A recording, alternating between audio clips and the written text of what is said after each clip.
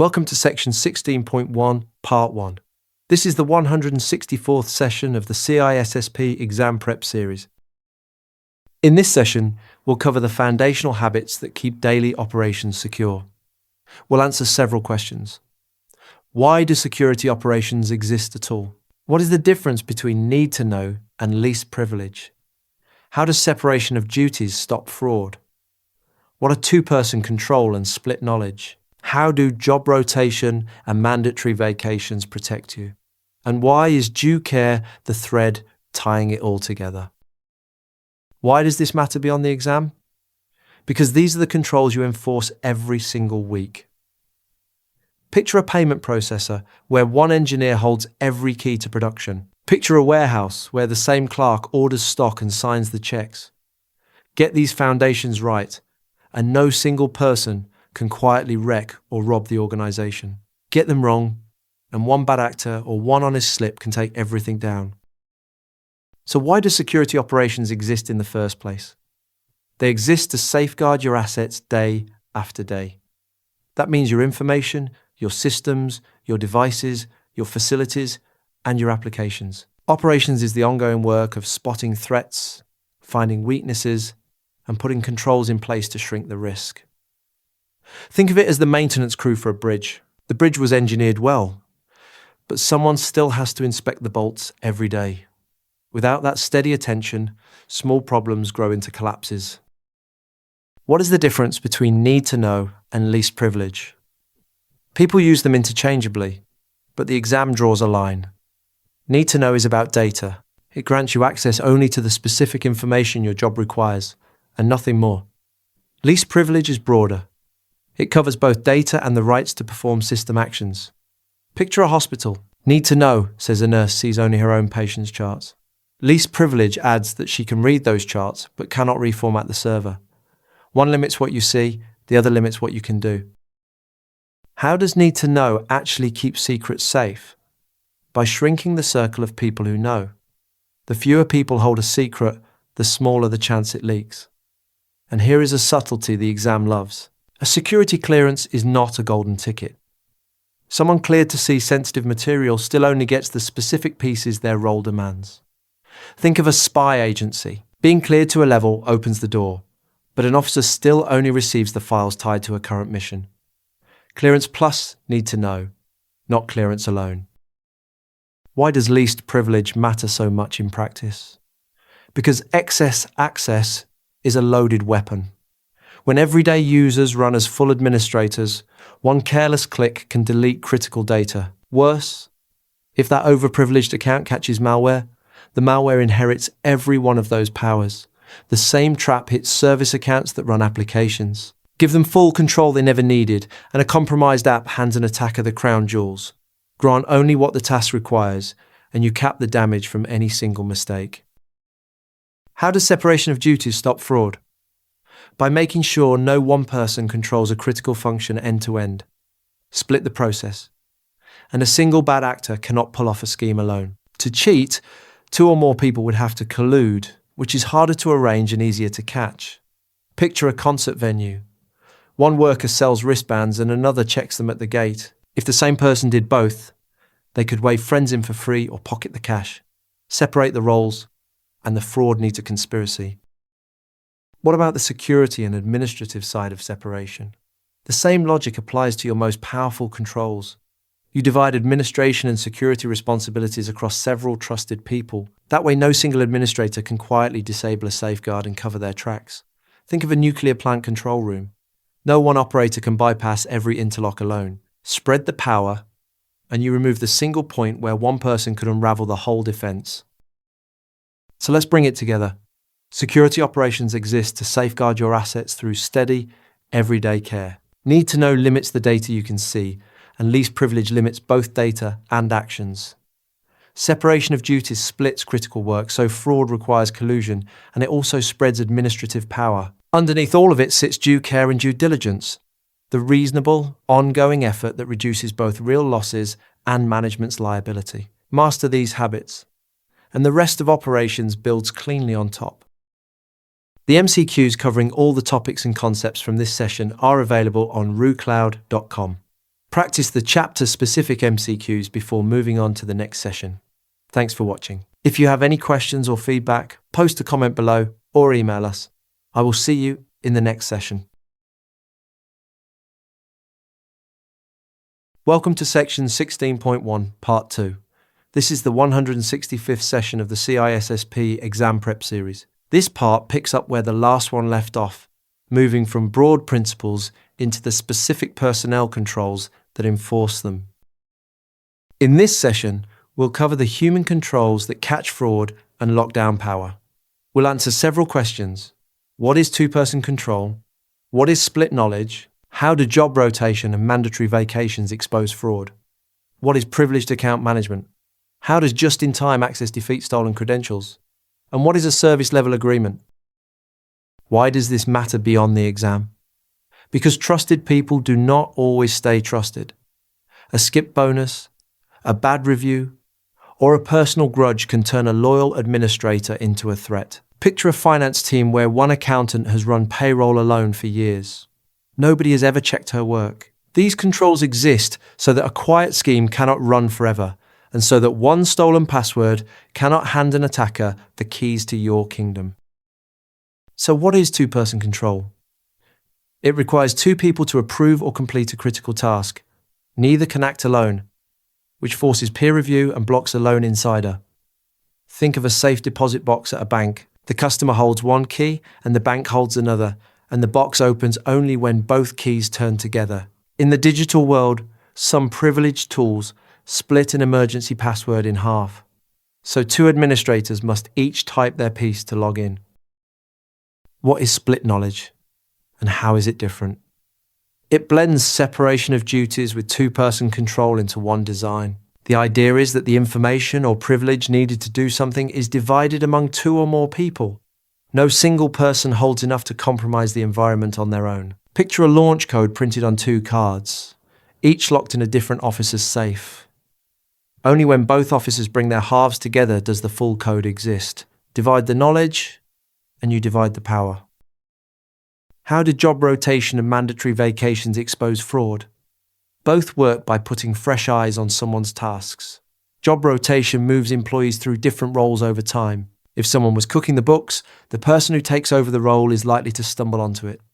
Mandatory vacations force a person out for a week or two while a colleague covers their duties. That temporary handoff is often just long enough for hidden irregularities to surface. Both act as a deterrent and a detection tool, and rotation adds the bonus of cross-training. What is privileged account management? It is the discipline of controlling and watching your most powerful accounts. Privileged accounts are administrators, and any account with elevated rights, even a help desk user, granted extra permissions. On the monitoring side, you record what these accounts do, creating users, changing firewall rules, opening remote access, touching audit logs. Automated tools log these actions and fire alerts, so if a trusted operator abuses their power, you both deter it and catch it. Think of a bank vault camera that never blinks. How does just-in-time access defeat stolen credentials? By making elevated privilege temporary instead of permanent. Instead of standing admin rights, a user requests elevation only when they need it. The system grants a time-limited pass, say 15 minutes, and then it expires. The beauty is that a stolen pass is almost worthless because it goes stale within minutes. Picture a hotel keycard that self-destructs after your checkout time. Even if a thief copies it, it opens nothing tomorrow. Short-lived access shrinks the window an attacker can exploit. So, what is a service level agreement? It is a formal contract between your organization and an outside vendor. It spells out the performance you expect, and it often carries penalties if the vendor falls short. If you rent cloud servers, the agreement can promise a specific level of uptime, so you know exactly what you are owed. There is also a lighter cousin, the Memorandum of Understanding. It records a shared intention to work together, but it stays informal and carries no financial penalties. Know your requirements first, then write them into the agreement. So let's bring it together. Two-person control demands two hands on a critical task, and split knowledge divides the secret itself. Job rotation and mandatory vacations put fresh eyes on the work so hidden fraud surfaces. privileged account management controls and monitors your most powerful accounts. And just-in-time access makes elevation temporary, so stolen credentials go stale. And a service-level agreement holds your vendors to measurable, enforceable promises. Together, these controls keep both insiders and outsiders honest. The MCQs covering all the topics and concepts from this session are available on RooCloud.com. Practice the chapter-specific MCQs before moving on to the next session. Thanks for watching. If you have any questions or feedback, post a comment below or email us. I will see you in the next session. Welcome to section 16.2. This is the 166th session of the CISSP Exam Prep series. In this session, we'll put human safety at the center of security operations. We'll answer several questions. Why do people come before assets? What are duress systems and code phrases? How do you keep traveling employees safe? What does emergency management handle? And how does training tie it all together? Why does this matter beyond the exam? Because you can rebuild a data center, but you cannot rebuild a person. Picture a lone night guard, a sales rep checking into a hotel overseas, and a plant hit by a sudden fire. Each scenario puts a human life on the line long before it touches a server. When you design controls, the safety of people is the one requirement you never trade away. So why do people come before assets? Because everything else is replaceable and people are not. Data, servers, even a whole building can be rebuilt. A life cannot. Here is the classic exam scenario. An exit door in a data center is held by an electronic lock. If a fire cuts the power, should that door lock or unlock? Prioritizing the equipment means locking people inside with the flames. Prioritizing safety means the door releases the instant power drops. Choose the fail-safe that lets people out. What are duress systems and code phrases? A duress system is a quiet way to call for help when you cannot speak freely. At its simplest, it is a button that sends a silent distress signal to a monitoring team, who then responds by an agreed script. The clever part is the code phrase. Staff agree on words that secretly mean all is well versus something is wrong. Imagine a lone guard who says the safe phrase to confirm a false alarm. If an attacker were forcing his hand, he would simply leave that phrase out, and the monitors would know to send help. Some cipher locks even accept a second alarm-triggering code that opens the door while silently calling for backup. How do you keep traveling employees safe? Traveling staff are soft targets, so training is your best defense. Teach simple habits, like verifying identity before opening a hotel door and calling the front desk before accepting a surprise delivery. Devices need special care. Ideally, they carry no sensitive data, and if they must, it should be strongly encrypted. Warn people that unattended laptops can be tampered with. So many teams issue temporary, wipeable travel devices instead of personal ones. Treat free public wireless as a trap, since an attacker can sit in the middle and read everything, so use a personal hotspot and a company virtual private network instead. What does emergency management handle? It handles keeping people safe when disaster strikes. Disasters come in two flavors.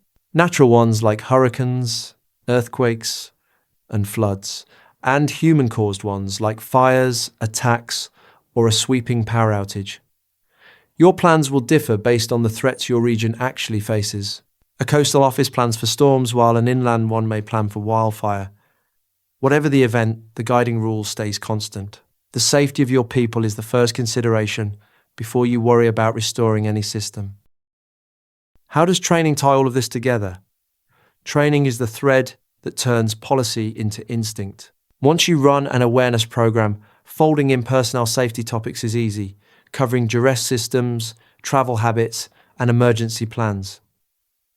But training also has to sharpen everyday cyber judgment, cover insider threats, so staff can spot and report suspicious behavior, cover social media, so people stop oversharing details that fuel social engineering, and tackle multi-factor authentication fatigue, where users grow annoyed and start blindly approving prompts, which is exactly how attackers slip past a second factor. Repetition is what makes safe behavior automatic. So let's bring it together. People come before assets because a life cannot be rebuilt, which is why locks fail open in a fire. Duress systems and code phrases let a cornered employee summon help without tipping off an attacker. Travelling staff stay safe through smart habits, protected devices, and a healthy distrust of free wireless. Emergency management always puts human safety first, tuned to the disasters you actually face, and steady training makes every one of these behaviours second nature. The MCQs covering all the topics and concepts from this session are available on RooCloud.com. Practice the chapter-specific MCQs before moving on to the next session. Thanks for watching. If you have any questions or feedback, post a comment below or email us. I will see you in the next session. Welcome to section 16.3. This is the 167th session of the CISSP Exam Prep series. In this session, we'll cover how to track and protect assets across their whole life. We'll answer several questions. Who actually owns an asset? What does asset management really mean? How do you inventory hardware? How do you manage software assets? And how do you track things you cannot touch? Why does this matter beyond the exam? Because you cannot protect what you cannot see. Picture a fleet of laptops scattered across remote workers, a stack of software licenses buried in a drawer, and a patent that quietly funds half the company.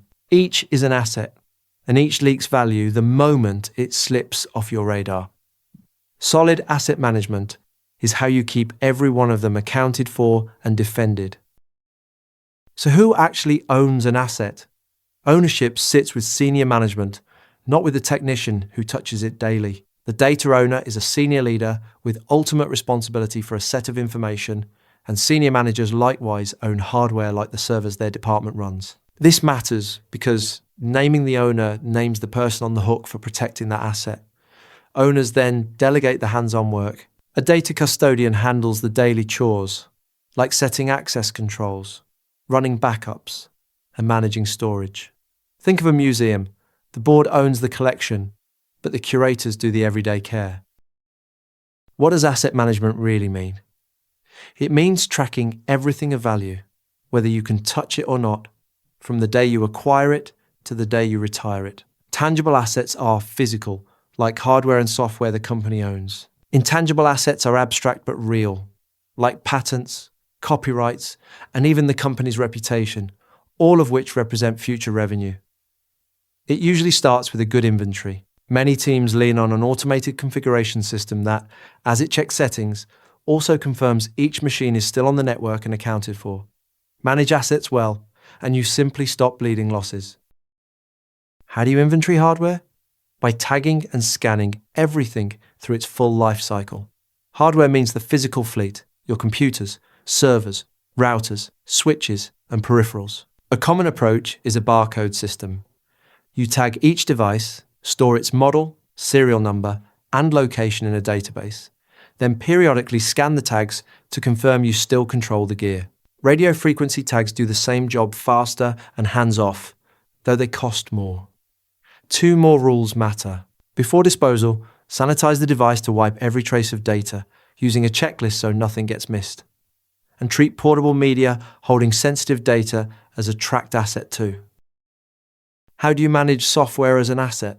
By guarding your license keys and hunting for anything unauthorized. Software assets are your operating systems and applications, and you pay for them with license keys that activate each install, often by phoning a licensing server. Those keys are gold. If one leaks and gets burned on outside machines, your own legitimate installs can start failing activation, so protect keys carefully. The flip side is compliance. Scanning tools inspect your systems remotely to spot software nobody approved, which both closes security gaps and keeps you honest with licensing rules. How do you track things you cannot touch? Differently. Because intangible assets have no barcode to scan, you still need to watch them, because things like intellectual property, patents, trademarks, and reputation carry enormous value that is hard to price. Senior management typically owns these and estimates their worth by the benefit they bring, such as valuing a patent by the revenue its product generates. Patents also expire and demand periodic maintenance fees, so losing track of one can forfeit it entirely. Larger companies even report intangible value on their balance sheets and review it on a regular cycle. Think of a brand name. You never hold it, yet it may be the most valuable thing you own. So let's bring it together. Ownership lands on senior management, who name who must protect each asset and delegate the daily care to custodians. Asset management tracks both the tangible and the intangible across the full life cycle. Hardware gets tagged, scanned, sanitized before disposal, and that extends to portable media. Software means guarding license keys and rooting out unauthorized installs. And intangibles like patents and reputation need watching too, because you cannot lose track of what you cannot see. The MCQs covering all the topics and concepts from this session are available on RooCloud.com. Practice the chapter-specific MCQs before moving on to the next session.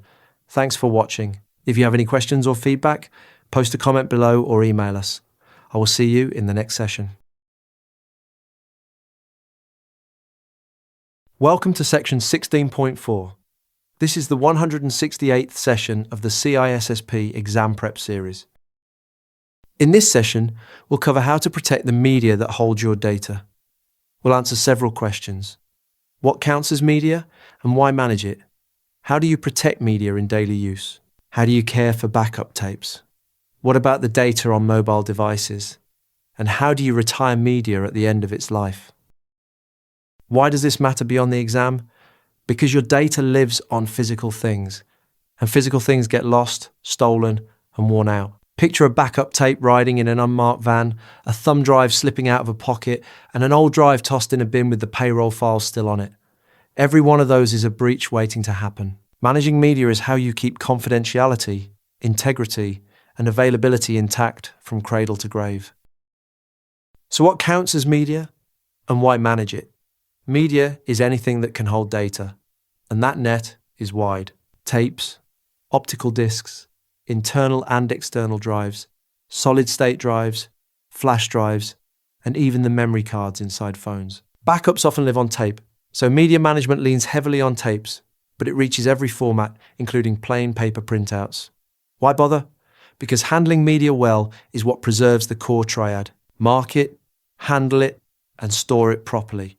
And you prevent leaks, tampering, and destruction all at once. How do you protect media in daily use? By locking it down physically and controlling how it connects. Media with sensitive data belongs in a secure spot, with tight access control, and with temperature and humidity control so it does not corrupt. Then there is the connection risk. Many organizations block removable drives outright, or detect and log every attempt to use one, sometimes backed by a written policy. The reason is simple. A flash drive is a two-way threat. It can carry malware onto a clean system, and it can smuggle huge amounts of data out in someone's pocket. A common middle ground is issuing only company-approved, hardened drives with built-in encryption. How do you care for backup tapes? By keeping copies apart and shielding them from the environment. The golden rule is at least 2 copies, one on site for quick recovery and one in a secure off-site location, so a fire in one place does not erase your only backup. Tapes are fragile. Keep them away from magnetic fields, since a stray field acts like a degausser and wipes them, and away from heat, dust, moisture, and rough handling. Move them in climate-controlled transport, guard them the whole way, and let them acclimate before use, and encrypt them so a lost tape does not become a disclosed tape. What about the data on mobile devices? It deserves the same respect as any other media, because these devices are storage in your pocket. Laptops, phones, tablets, and smartwatches all pack internal or removable memory that can hold email, attachments, contacts, and documents. The key point for the exam is simple. If a device stores sensitive data, it is media, and it needs protecting. Treat a lost phone the way you would treat a lost drive, because from a data standpoint, they are the same problem. How do you retire media at the end of its life? Carefully, because worn-out media still holds recoverable data. All media has a finite life, often described by a mean time to failure, a rough count of how many reuses or years you can expect. Watch your backups for errors, and rotate a tape out the moment it starts failing. When media hits that limit, destroy it, with a method set by how sensitive the data was, often degaussing then bulk shredding. Solid-state drives are special. Degaussing does nothing to them, and built-in arrays can miss data. So many teams simply destroy them. And do not confuse mean time to failure with mean time between failures. The first is for things you replace, like a tape, and the second is for things you repair, like a server. So let's bring it together. Media is anything holding data, and managing it protects confidentiality, integrity, and availability. In daily use, you lock it away and control removable connections, since a flash drive threatens you both ways. Backup tapes need separated copies, careful environmental handling, and encryption. Mobile devices are just media in your pocket, so protect the data they carry. And at end of life, you destroy media by its sensitivity, remembering that solid-state drives usually need physical destruction. The MCQs covering all the topics and concepts from this session are available on RooCloud.com. Practice the chapter-specific MCQs before moving on to the next session. Thanks for watching. If you have any questions or feedback, post a comment below or email us. I will see you in the next session. Welcome to section 16.5. This is the 169th session of the CISSP Exam Prep series. In this session, we'll cover how to secure the services you run in the cloud. We'll answer several questions. What are managed cloud services? Who owns security in each service model? What are the 4 deployment models change? What is anything as a service? How does scalability and elasticity differ? And what is serverless architecture? Why does this matter beyond the exam? Because more of your infrastructure lives on someone else's hardware every year. Picture a startup renting virtual servers, a retailer running its whole email suite in a browser, and a bank folding an outside security team into its defenses. Each one gains convenience, but hands over some control. Knowing exactly where your responsibility ends and the provider's begins is what keeps that trade-off from becoming a breach. So what are managed cloud services? They are computing resources you reach on demand from almost anywhere. These resources are highly available and scale easily, which is their whole appeal. You usually rent them from an outside provider, though you can also host a cloud on your own premises. The catch with renting is control. Resources outside your walls are outside your direct grip, which makes risk harder to manage. So encrypt everything sensitive, both in transit on the way up and at rest once stored. And here is a sharp exam point. You should hold your own encryption keys, not the vendor. That cuts out insider risk at the provider and lets you destroy data by simply erasing the keys. Who owns security in each service model?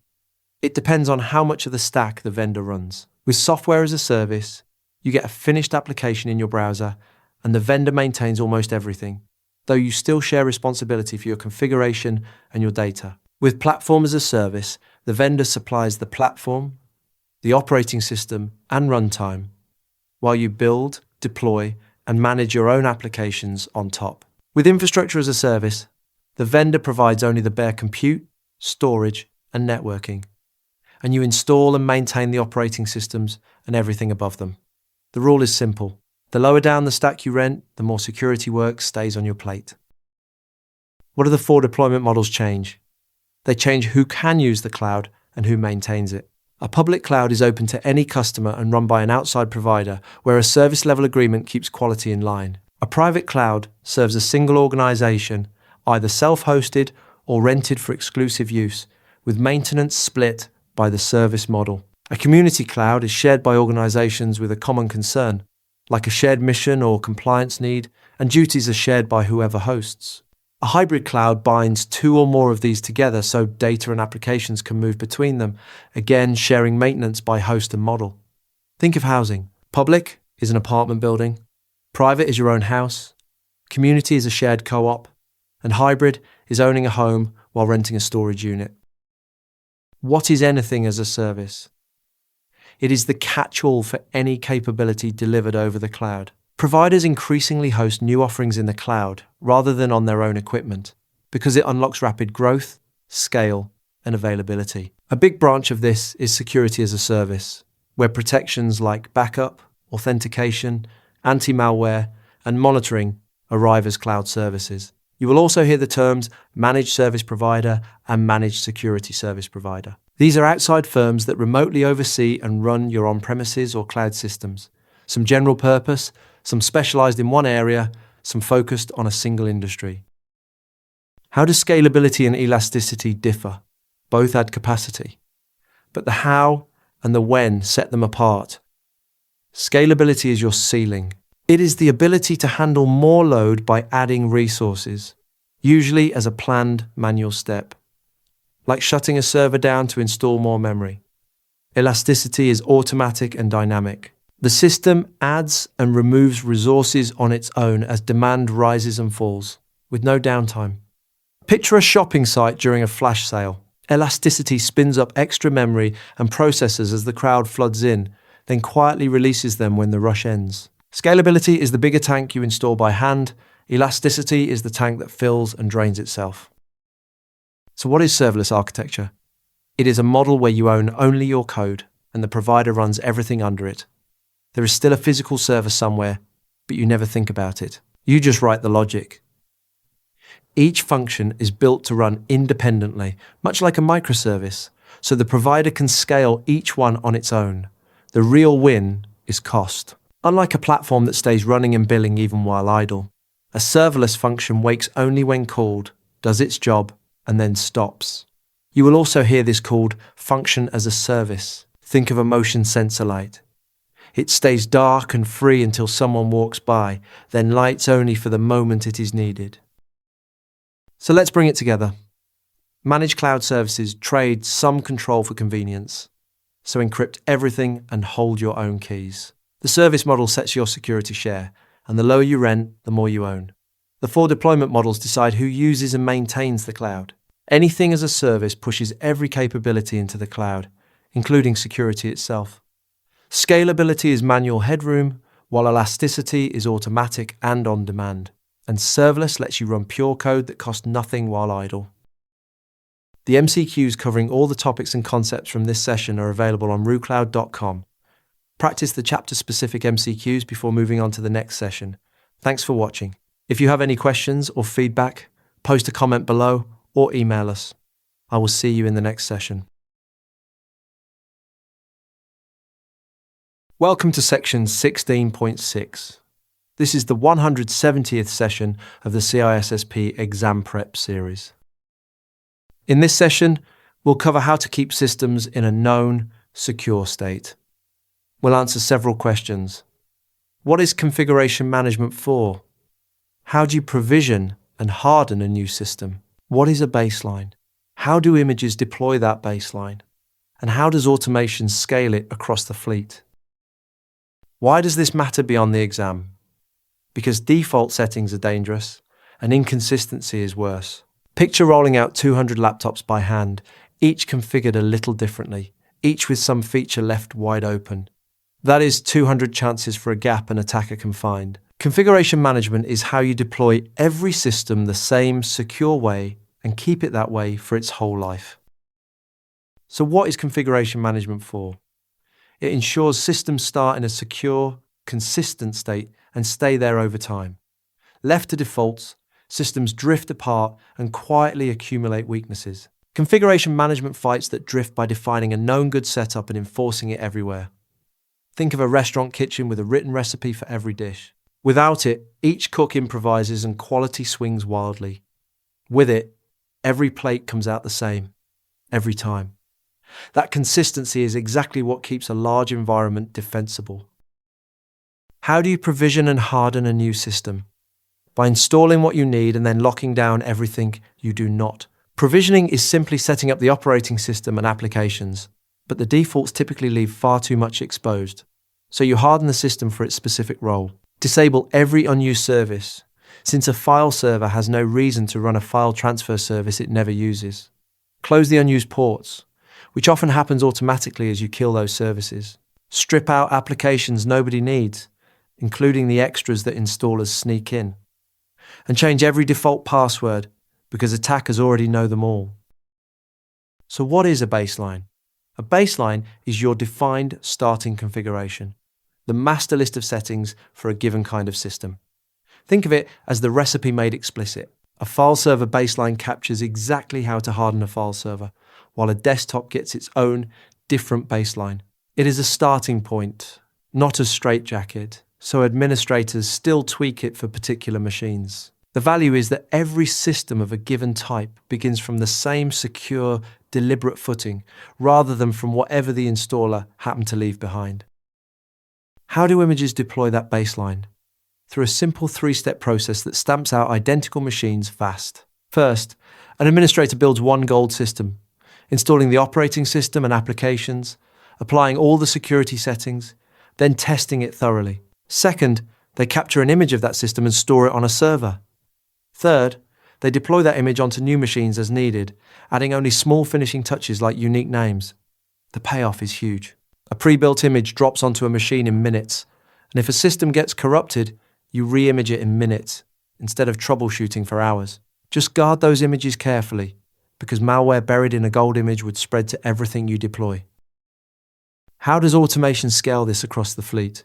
By layering automated tweaks on top of a common image. You might deploy one base image to every desktop, then use automation to add the extra applications or settings each department needs. On many systems, a central policy tool lets you configure a setting once and push it automatically to every machine in the domain, or to just one group, like all the file servers. Automation can even reach into deeper system settings to blunt specific attacks, disabling risky scripting tools for some machines, while switching on extra logging so you can watch for abuse. Set it once, and it applies everywhere, consistently. So let's bring it together. Configuration management keeps systems starting secure and staying secure, fighting the drift that defaults invite. You provision by hardening for the role, disabling unused services and ports, removing extra apps, and changing default passwords. A baseline is your explicit list of secure settings for each system type. Images capture a tested gold build and deploy it in minutes, so guard them well. And automation layers on group settings and targeted hardening across the whole fleet at once. The MCQs covering all the topics and concepts from this session are available on RooCloud.com. Practice the chapter-specific MCQs before moving on to the next session. Thanks for watching. If you have any questions or feedback, post a comment below or email us. I will see you in the next session. Welcome to section 16.7. This is the 171st session of the CISSP Exam Prep series. In this session, we'll cover how to change systems without breaking them. We'll answer several questions. Why does change management exist? How does one small change trigger an outage? What are the steps in a change process? How do you handle emergency changes? And what do versioning and configuration documentation add? Why does this matter beyond the exam? Because most self-inflicted outages start with a well-meaning change. Picture an engineer who tightens one firewall rule on a Friday afternoon and quietly severs the link between a web app and its database. By Monday, the help desk is drowning and nobody knows why. Change management is the discipline that catches those side effects before they reach production and leaves a trail so you can undo the damage. So why does change management exist? Its primary goal is simple. Make sure changes do not cause outages. Every change should be reviewed and approved by the right people, then tested and documented before it goes live. The danger is that changes ripple. Fix one system, and you can unknowingly break another. Unauthorized changes strike straight at availability, the last letter of the core triad. A proper process gives experts the chance to spot unintended side effects first, and gives administrators room to check their work in a safe environment before touching production. How does one small change trigger an outage? By solving a local problem while creating a hidden one somewhere else. Picture a web server that talks to a database through a specific firewall port. A diligent administrator spots that open port, assumes it is a risk, and closes it. The web server instantly loses its path to the database. Now, tickets pile up, developers chase phantom bugs, database admins get pulled in, and hours vanish before someone realizes a needed port got shut. That is the whole case for review. A second set of eyes would have caught the dependency before it caused the outage. What are the steps in a change process? A clean sequence that keeps every change controlled and reversible. First, someone requests the change, usually logged so it can be tracked. Second, experts from different areas review it, sometimes through a formal change advisory board. Third, they approve or reject it and record the decision, often demanding a rollback plan. Fourth, they test it, ideally on a non-production system, to surface problems early. Fifth, they schedule and implement it during low-impact hours, rollback plan in hand. And sixth, they document it so everyone knows what changed and any rebuild can restore that state. Notice the balance running through it. Sometimes you knowingly weaken security for usability, and this process forces you to weigh that trade openly rather than by accident. How do you handle emergency changes? Fast, but never in the dark. When an attack or malware outbreak is taking systems down, an administrator may have to act immediately to contain it before any board can meet. That is fine, but the paperwork still follows. You document the emergency change afterward, so the review board can examine it for lingering problems, and so the new configuration survives if the system ever has to be rebuilt. Speed does not excuse you from the record. The trail is what turns a frantic fix into a repeatable, reviewable action. What do versioning and configuration documentation add? They give you memory and a way back. Versioning is version control for software, a labeling scheme that separates one build from another, like a small update stepping from 1.0 to 1.1, and a major overhaul jumping to 2.0. Skip it, and one careless change can silently break an application with no way to trace what happened. Configuration documentation records each system's current setup, who owns it, its purpose, and every change layered onto the baseline. Keep it current, but remember one trap. If you store it only in a file on the very system that goes down, it is useless exactly when you need it most. So let's bring it together. Change management exists to stop changes from causing outages, protecting availability. A single well-meaning tweak can ripple into a major failure, which is why review by fresh eyes matters. The process runs from request through review, approval, testing, scheduling, and documentation, always with a rollback plan. Emergency changes may skip ahead, but never skip the record. And versioning plus configuration documentation give you the history and the roadmap to recover when something goes wrong. The MCQs covering all the topics and concepts from this session are available on RooCloud.com. Practice the chapter-specific MCQs before moving on to the next session. Thanks for watching. If you have any questions or feedback, post a comment below or email us. I will see you in the next session. Welcome to section 16.8. This is the 172nd session of the CISSP Exam Prep series. In this session, we'll cover how to keep systems patched and vulnerabilities in check. We'll answer several questions. How do patch and vulnerability management work together? Which systems actually need patching? What are the steps of good patch management?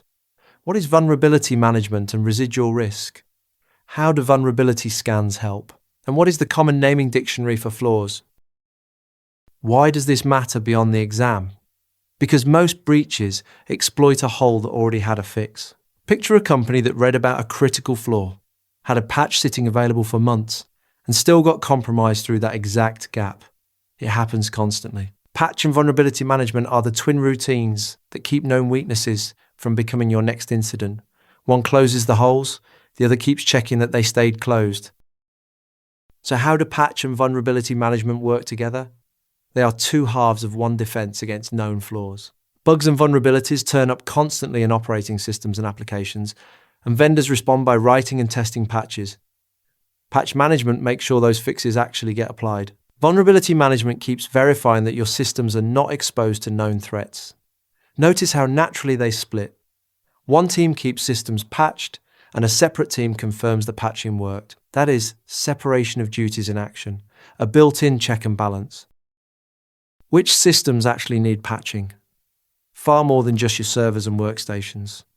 Anything running an operating system qualifies, and that list is long. Routers, switches, firewalls, security appliances, even printers, all run software that can carry flaws. Then there are embedded systems, the small computers baked into cameras, smart televisions, appliances, vehicles, and medical devices, often grouped under the Internet of Things. These are notorious blind spots. Many owners never patch them, and many vendors never even release patches, which is exactly why huge armies of hijacked devices have been marshaled into attacks. And if you allow phones and tablets on your network, manage their patches too, typically through mobile device management. What are the steps of good patch management?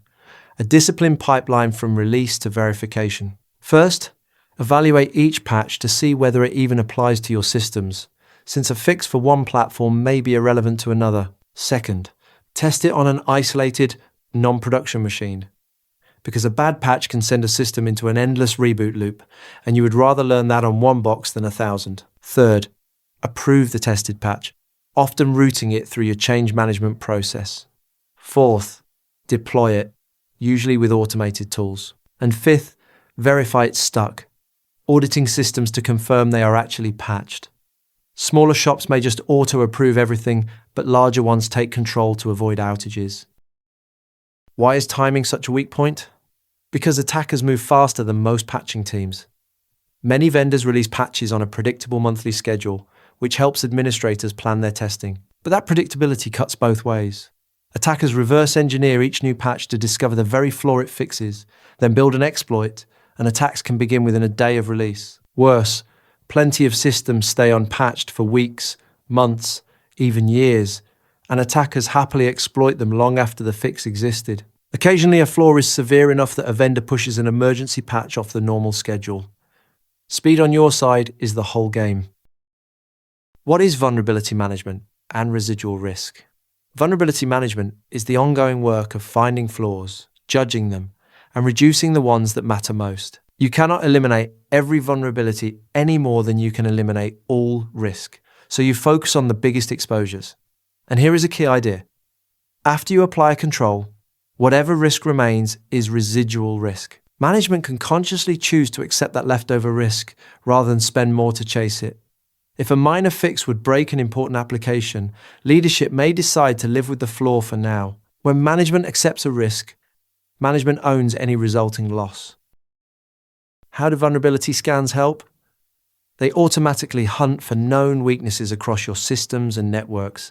A scanner enumerates the flaws it finds, like missing patches or weak passwords, and produces a report recommending fixes.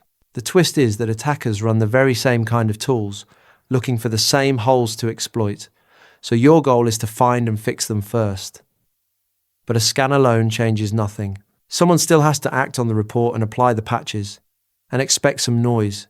If you have accepted a risk instead of fixing it, the scanner will keep flagging that vulnerability every time, even though you already made a deliberate decision about it. So what is the common naming dictionary for flaws? It is a shared catalogue that gives every known vulnerability a single standard identifier. Instead of everyone inventing their own names, tools, and teams all point to the same entry, which lets patch and vulnerability scanners speak one language. This common reference is maintained by a non-profit research organisation, and it saves every security vendor from reinventing a naming scheme. The real payoff is coordination. When a flaw has one agreed identifier, everyone from the scanner to the patch tool to the analyst is talking about exactly the same thing. So let's bring it together. Patch and vulnerability management are two halves of one defense, and splitting them across teams creates a natural check and balance. Patching reaches far beyond servers, to infrastructure, embedded devices, and mobiles. Good patching runs evaluate, test, approve, deploy, and verify, because attackers weaponize fixes within a day. Vulnerability management finds and prioritizes flaws, leaving residual risk that management consciously accepts and owns. Scans hunt weaknesses but only help if you act, and a common naming dictionary lets every tool speak the same language. The MCQs covering all the topics and concepts from this session are available on RooCloud.com. Practice the chapter-specific MCQs before moving on to the next session. Thanks for watching. If you have any questions or feedback, post a comment below or email us. I will see you in the next session.